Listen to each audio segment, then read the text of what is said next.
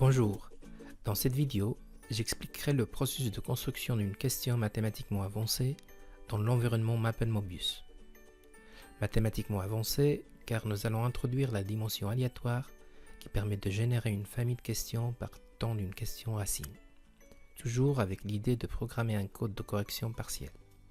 Cette approche permet de valoriser la production de l'étudiant, analyse de l'erreur, et de lui donner l'occasion de retester ses connaissances par rapport à la même thématique pour maîtriser le concept évalué. J'ai choisi de travailler un exemple sur les asymptotes obliques.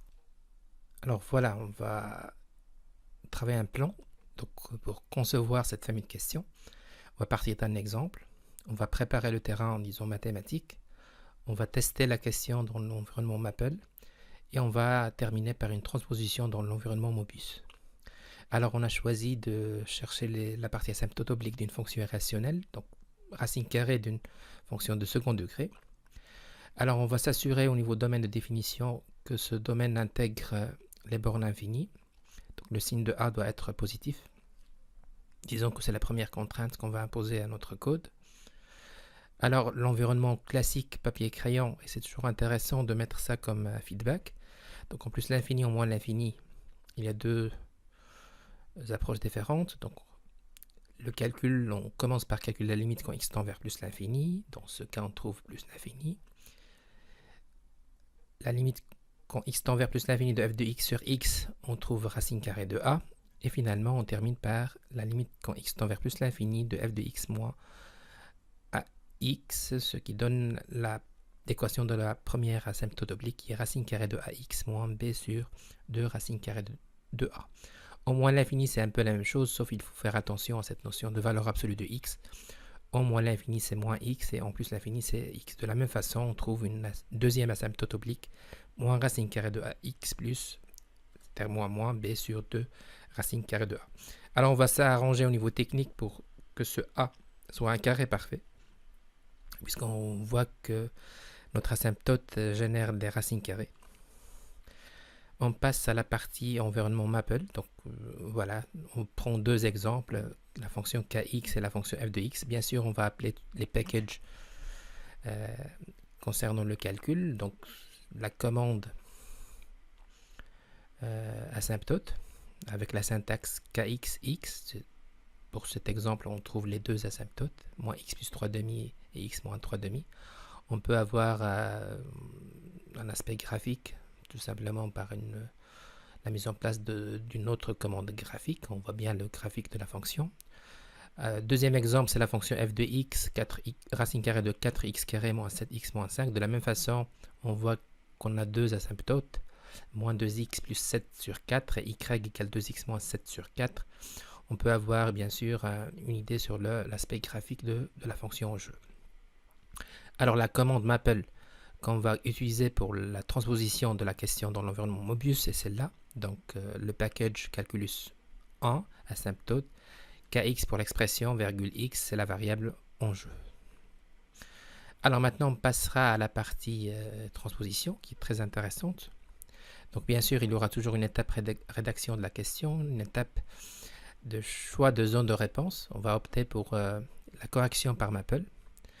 On va mettre deux choses, donc un code de correction qui va tenir, qui va quand même valoriser la partie correction partielle.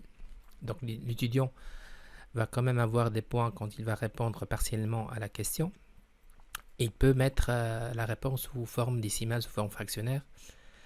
Bien sûr, on va créer une zone algorithme où là, on va mettre vraiment notre code. Alors pour la partie algorithme, donc j'essaie quand même ici de gérer un tableau à deux colonnes, la partie algorithme et la partie commentaire.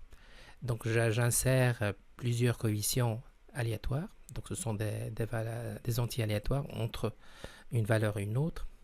Je vais imposer des conditions. Donc pour faire simple, je vais mettre un discriminant positif et des coefficients non négatifs. Ça me permet tout simplement de générer des racines au niveau de la fonction.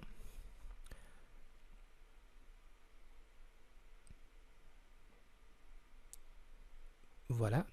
On va mettre, donc on va appeler la commande asymptote de Maple.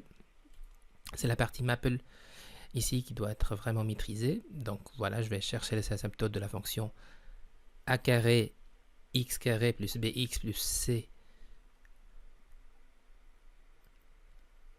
Voilà, ça c'est tout simplement une mise en forme de l'expression mathématique pour avoir une écriture mathématique simple.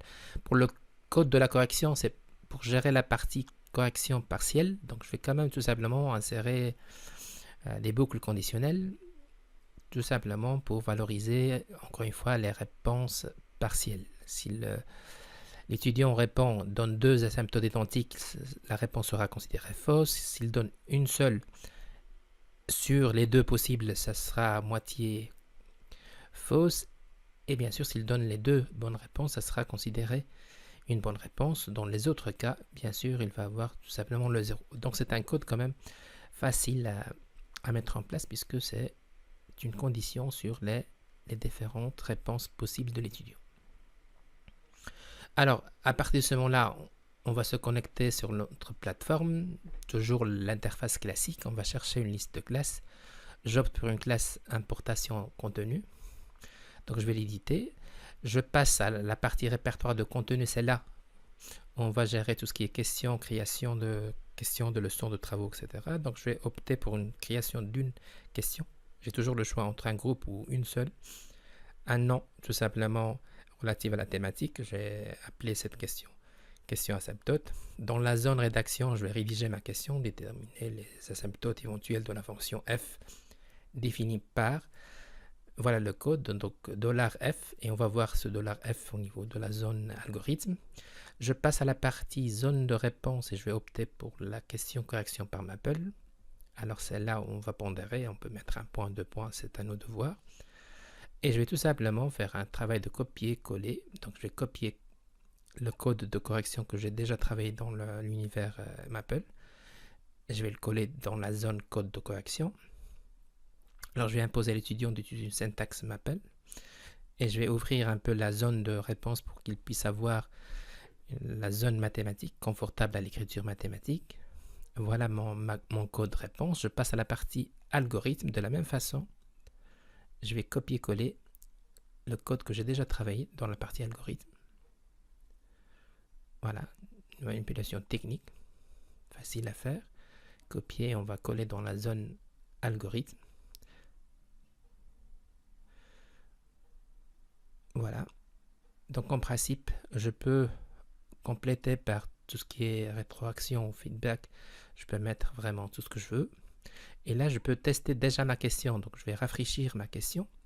Et j'ai dans la partie variable et dans la partie valeur. Donc je vois bien que la question est bien construite. Donc à chaque fois je vais rafraîchir, je vois bien qu'il y a des fonctions qui varient en fonction de tout ce que j'ai mis comme dimension aléatoire dans l'algorithme.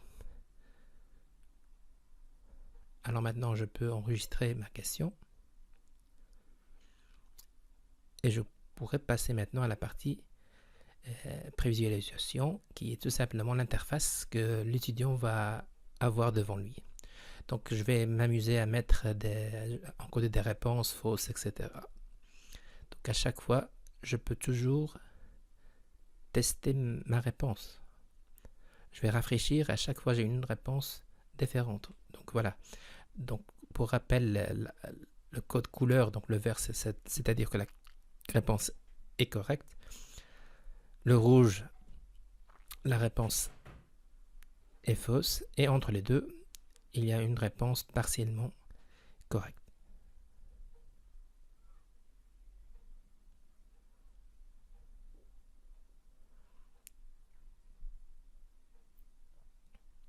Je vois qu'il accepte plusieurs réponses possibles, 2 sur 6 et 1 tiers. Donc le moteur de calcul comprend tout ça. Voilà pour cette capsule.